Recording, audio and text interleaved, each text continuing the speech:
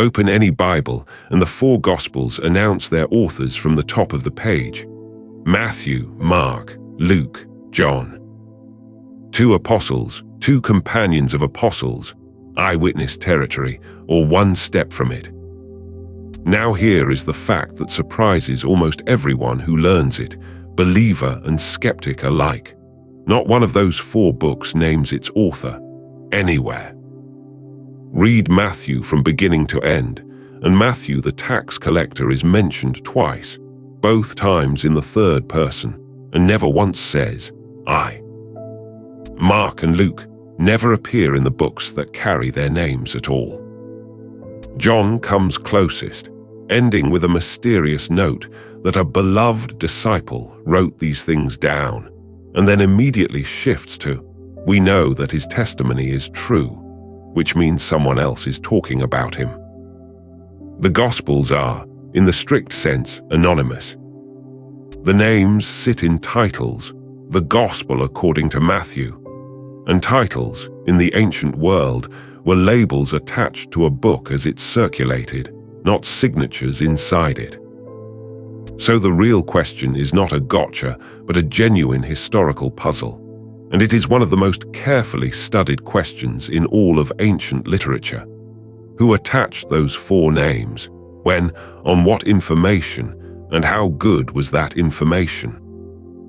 The answer involves a bishop writing within living memory of the apostles, a 2nd century battle over fake gospels, and clues hiding in plain sight inside the texts themselves. It is a better story than either the Sunday school version or the internet-sceptic version, and the honest evidence cuts in both directions. Before anyone panics, it is worth saying that anonymity was not strange. It was a choice with a meaning. Ancient books very often carried their attribution outside the text, on a tag hanging from the scroll, in a library's catalogue, in the memory of the community that read them aloud. And there was a specific tradition the Gospel writers seemed to be following deliberately. The historical books of the Old Testament, Samuel, Kings, Chronicles, are all anonymous too, told by an unnamed narrator standing outside the events, because the convention said the story mattered and the storyteller did not. Greek and Roman biographers usually did sign their work. Jewish sacred history usually did not. The Gospels sit squarely in the second camp, which tells you something about what their authors thought they were writing. Not my memoir of Jesus, but the community's account of events the whole community vouched for. A 1st century church in Rome or Antioch did not experience Mark as an anonymous mystery. Everyone knew who had handed them the book and where it came from, the way you know who wrote a letter your family has kept, even though the page has no signature. The anonymity only becomes a puzzle for us 20 centuries later, when the living chain of memory has to be reconstructed from documents.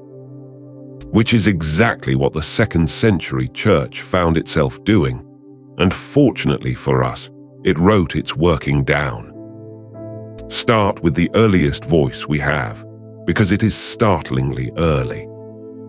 Around the year 100, while people who had known the apostles were still alive, a bishop named Papias, in the town of Hierapolis in what is now Turkey, wrote 5 books collecting what he could learn from the older generation. His works are lost, but the historian Eusebius preserved fragments, and 2 of them are the oldest statements about gospel authorship in existence. Papias says he learned from a figure he calls John the Elder that Mark had been Peter's interpreter, and wrote down accurately, though not in order, everything he remembered of what Peter said about Jesus. And he says that Matthew compiled the sayings in the Hebrew language, and everyone translated them as best they could. Notice what this is. Not legend growing centuries later, but a churchman won human link from the apostles, naming names, and doing it apologetically, explaining that Mark wrote from Peter's preaching rather than as an eyewitness. That defensive tone is actually evidence. If you were inventing an author for an anonymous book to give it authority, you would not pick Mark, a minor figure, not an apostle, best known in Acts for abandoning Paul mid-journey, and you would not spend your sentence apologizing for his book's arrangement. The same logic holds for Luke, traditionally a physician traveling with Paul who never met Jesus at all. Invented attributions reach for the biggest name available. 2 of these 4 reach for the smallest. The titles themselves enter the record in the second half of the 2nd century, and they arrive suspiciously uniform. By around 180, Irenaeus of Lyon can list the 4 Gospels with their 4 familiar names as settled, universal knowledge. And tellingly, no rival attributions exist anywhere. That is the strongest card in the traditional hand. Manuscripts of the Gospels from Egypt to Gaul, copied in communities that could not coordinate with each other, all carry the same 4 names.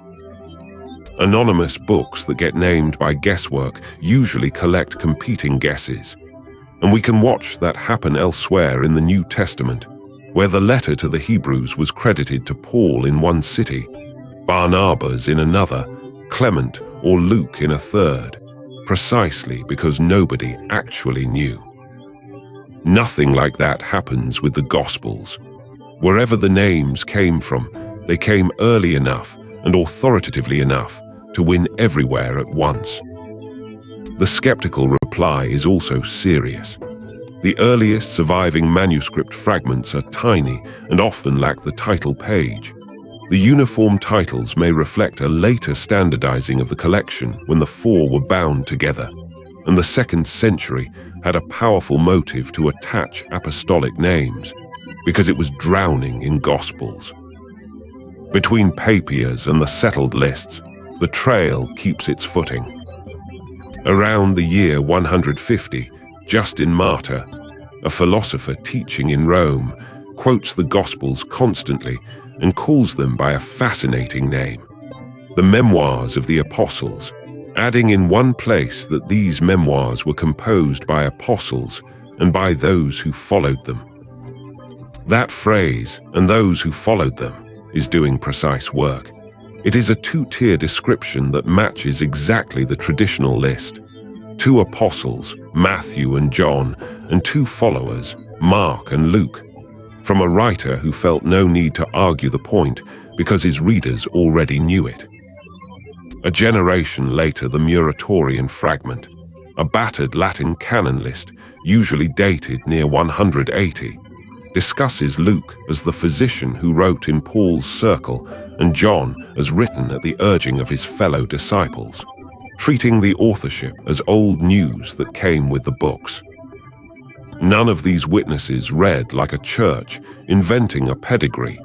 They read like a church repeating one. The skeptic's counter is chronological. Every one of these voices writes between 50 and 100 years after the Gospels themselves, and repetition can spread an early guess as efficiently as an early fact. That is fair, and it is why the argument cannot be settled by the tradition alone. But it does mean the choice is between an attribution that was attached very early and stuck everywhere, and an attribution invented somewhat early and adopted everywhere without leaving a single trace of disagreement. And the second of those is, as a matter of how ancient book culture actually behaved, much the stranger claim. That flood is the context most people never hear, and it changes the whole picture. By the mid-2nd century, Christians were confronted with a Gospel of Thomas, a Gospel of Peter, a Gospel of Philip, a Gospel of Judas, a Gospel of Mary, dozens of texts, many carrying far grander names than Mark or Luke, most of them written generations after the events by groups with theological agendas to advance. The Church's response was to ask, book by book, a genuinely historical question. Is this actually old? Does it go back to the apostles or their circle? Or did it appear last Tuesday in someone's study? The Gospel of Peter was rejected by a bishop named Serapion around the year 200 after he actually read it and judged both its content and its pedigree false, despite the apostolic name on the cover. The four that survived the sifting were, notably, the four with the oldest attested use in the churches. Whatever you conclude about the names, the canon was not assembled by credulity. It was assembled by second-century people doing source criticism with the tools they had, and rejecting most of what crossed their desks, including books called Peter, while keeping one called Mark. The names on fake Gospels are always famous. The names on the accepted ones, twice, are not.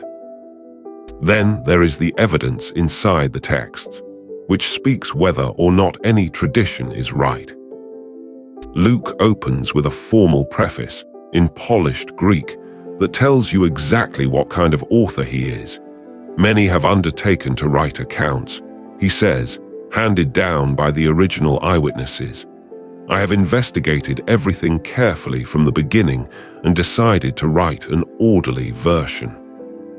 That is a historian's claim, second generation, working from sources, naming his method. Whoever wrote Luke is telling you plainly that he was not there. Mark's Greek is rough, fast and Aramaic-flavored, full of vivid, useless details, the cushion in the boat, the green grass at the feeding of the 5,000, that read like preaching remembered rather than literature composed. Matthew is soaked in Jewish scripture and argument, organized like a teacher's manual, and quietly changes the name at one dinner party. Where Mark and Luke call the tax collector at the banquet Levi, Matthew's gospel calls him Matthew, the one place the tradition and the text touch.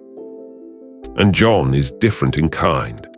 Long meditations instead of parables, a Jerusalem-centered story, and that closing editorial note in which a community vouches for its founding witness. This is the disciple who testifies to these things, and we know his testimony is true. Whatever else that is, it is a first-century congregation telling you their gospel rests on one remembered man. So who actually wrote the Gospels? Here is the honest shape of the answer. The books themselves are anonymous, and Christians should not be afraid of that sentence, because the earliest church was not. It preserved them anonymously and defended their origins with arguments, not signatures. The traditional names appear early, are unanimous everywhere, and include two men too obscure to be anyone's invention, which is genuine evidence, even if it falls short of proof. The internal evidence fits a plausible pattern. Mark writing down a generation's preaching, plausibly Peter's. Luke the self-declared researcher, compiling and checking. Matthew built on Mark with a teacher's hand inside a Jewish milieu. John the polished memory of a community's founding eyewitness. Scholars will argue the details for as long as the texts exist, and the range of serious opinion runs from confident tradition to confident skepticism, with most working historians somewhere between. But notice what nobody disputes. These four books were written within living memory of the events in the 1st century by people embedded in the communities the eyewitnesses founded, and they were sorted from dozens of pretenders by early readers who cared, sometimes ferociously, about exactly the question we are asking. The Gospels come to us unsigned. They do not come to us unvouched for. And the difference between those two things is, in the end, the whole history of how this collection survived.